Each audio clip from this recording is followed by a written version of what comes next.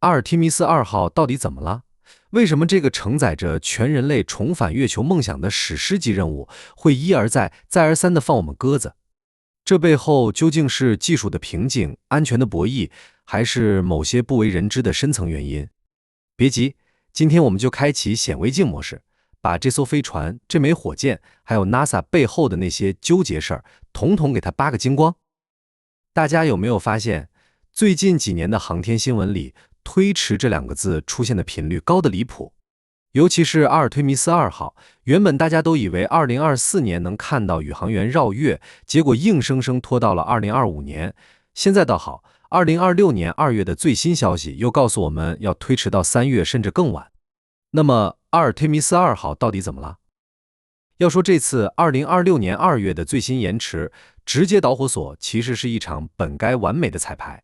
就在不久前 ，NASA 在肯尼迪航天中心为那枚高耸入云的太空发射系统 SLS 火箭进行了一次至关重要的失事彩排。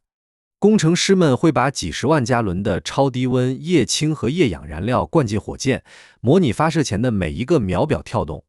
结果呢，就在燃料加注的关键时刻，传感器警报疯狂响起。在火箭和移动发射平台连接的一个关键部位尾部服务桅杆脐带处，竟然发现了液氢泄漏。那可是零下250多摄氏度的超低温液体，一旦泄漏，不仅会损坏精密的电子设备，更像是在发射台上埋下了一个巨大的氢弹隐患。虽然 NASA 的技术人员反应神速，在几天内就更换了2个密封件，并计划在2月9日完成重新连接，但这次泄漏直接撕碎了2月份发射的最后希望。但这仅仅是冰山一角，如果我们把时间线拉长，你会发现阿尔忒弥斯2号的坎坷之路，其实早在阿尔忒弥斯1号任务结束时就埋下了伏笔。大家还记得2022年底那个激动人心的瞬间吗？猎户座飞船成功绕月返回，像一团火球一样扎进太平洋。可当工程师们把那个价值连城的隔热罩拆下来检查时，所有人都傻眼了。在飞船底部的 F-coat 隔热材料上，竟然出现了超过100处的非预期烧蚀剥落。通俗点说，就是这件防火衣在回家路上被烧得掉渣了，而且掉的比预想的要多得多。这可把 NASA 的专家们难住了。如果不彻底搞清楚为什么会剥落，万一2号任务载人飞行时剥落得更严重，那4名宇航员的生命安全谁来保证？为此 ，NASA 内部开启了长达1年的大辩论，最终他们决定通过优化载入大气层的轨道，采取一种更有节奏的跳跃式载入来减轻隔热罩的压力。但这番折腾又耗去了大半年的宝贵时间。说到这儿，我们得提一下那个被戏称为宇航员保命符的系统——生命支持系统。在猎户座飞船里，这套系统负责提供氧气、过滤二氧化碳、调节压力，简直就是宇航员在真空环境下的人造肺。然而，在之前的地面极限测试中，工程师们发现这套系统里的阀门电机控制器竟然存在短路风险。你想想，如果在距离地球38万公里的深空，飞船的氧气阀门突然因为电路短路打不开了，那简直就是重蹈覆辙版的阿波罗13号。关于阿波罗13号登月失败真相，我专门做了一期影片，想回顾的朋友可以去翻看一下。为了排除这个隐患， NASA 不得不把已经装好的设备拆下来，重新设计电路，并更换更加可靠的元器件。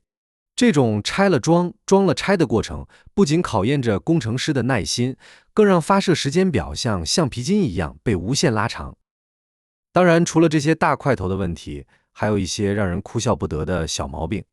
比如在低温测试中，有些摄像头竟然冻得罢工了，还有地面控制中心和飞船之间的音频通信偶尔会莫名其妙的中断。